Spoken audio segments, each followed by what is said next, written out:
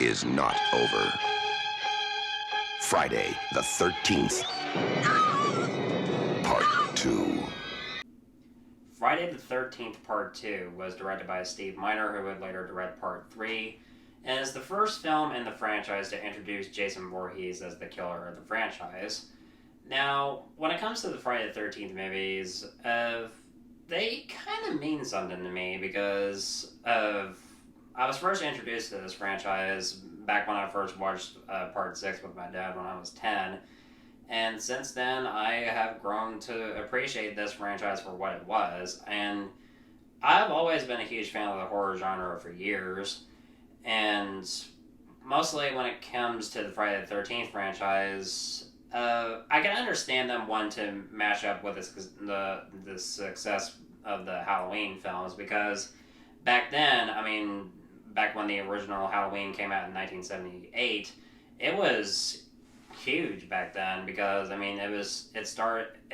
kind of like revamped the slasher genre because arguably the first slasher film, what some people would consider the first slasher film was Alfred Hitchcock's Psycho, and another film that would kind of bring that back was Texas Chainsaw Massacre, and of course we got Halloween and even films like Black Christmas.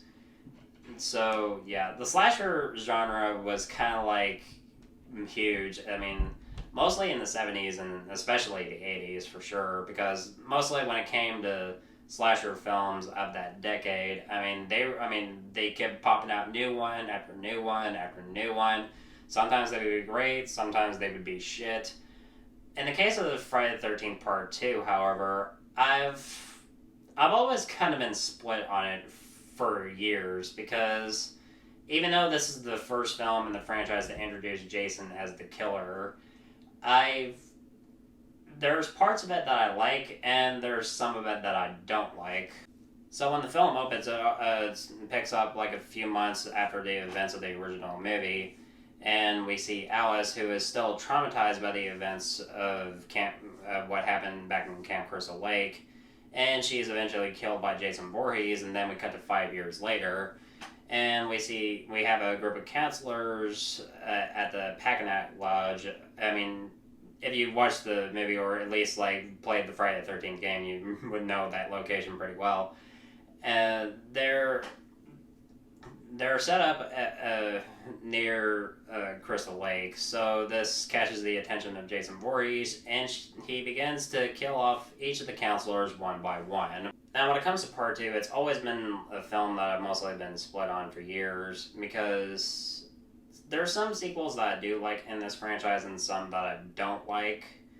So I want to start off with the positives first. When it comes to Jason, even though this is his first appearance in the franchise as a killer, I've never really been a huge fan of the sack on his head, though, because he doesn't wear the hockey mask that we all know and love until Part 3. He does have a few creative kills. The spear, kill being one of my favorites, as well as when he slams a machete into that guy's head, the guy in the wheelchair. And when it comes to the character of Jenny, played by Amy Still, I think she's a pretty good final girl, and definitely one of the best one of the best final girls in this franchise.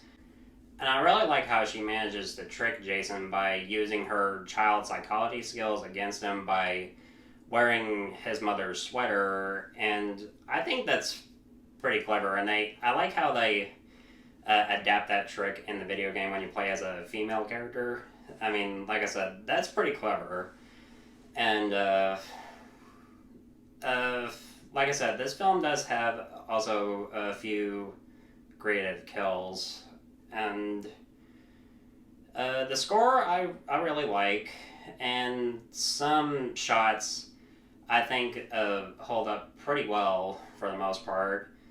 But other than that, that's about it really when it comes to the positives for me. Also, another positive I do want to add on. I do like that they bring back Crazy Ralph for this film. As for Alice, I would have wanted to see a bit more of her because, I mean, she was also a pretty good final girl in the original film. I think because they wanted to have Adrien Keen to come back. I hope I said her name right. If I do, I apologize. I think they wanted to bring her back as the main character, but at the time she was dealing with a stalker problem and it severely traumatized her, so her appearance in the beginning of the film was mostly what we got. But still, it was good to see her, but I really would have wanted to see her as the main character, but I do like Jenny. I do think, like I said, I do think she's a good final girl for the film. As for negatives, it kind of follows the slasher genre formula when it comes to slasher sequels because back in the 80s, I mean, they pretty much do the same goddamn thing. You have teenage girls who are mostly sexually promiscuous, and you have some teenagers who are horny and are completely useless characters who are just waiting to be killed. And sometimes the plot can, I mean, almost recycles the original film. And when it comes to certain characters, like I said, I mean, they're just useless characters that are just waiting to be killed. And when it comes to the final shot of the film, I mean, I think they originally wanted Pamela Voorhees's heads.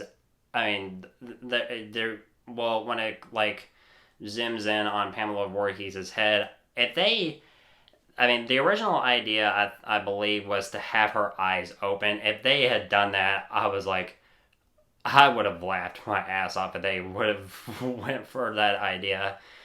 But mostly, like I said, it follows the slasher sequel formula when it comes to like them doing the same goddamn thing as the original film. For some people, it might work, and for some people, that could be very annoying. But yeah, mostly when it comes to part two, it's mostly been a film I have been very mixed on. So Friday the 13th Part 2, I like it because of Jason's first appearance as the killer for most of this franchise, and has a good final girl, has a good score, has great cinematography, but it follows the same formula that you would see from like most slasher films, well, mostly most slasher film sequels, with them doing the same thing. I mean, you have useless characters who are just waiting to be killed off. I mean, most of them being sexually promiscuous. And they would retread certain scenes. Even like the first few minutes of the film is just showing us like flashbacks of the original film right when Alice is having a nightmare. And it just felt like some padding that I don't think it was really necessary, but I can understand their intentions to leave that in the film.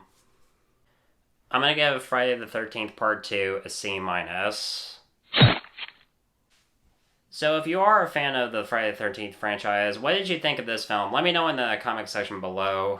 And guys, thank you so much as always for watching. I'm looking forward to doing more videos really soon. Happy Friday the 13th. And as always, if you want my thoughts on old or new movies, you know where to find me.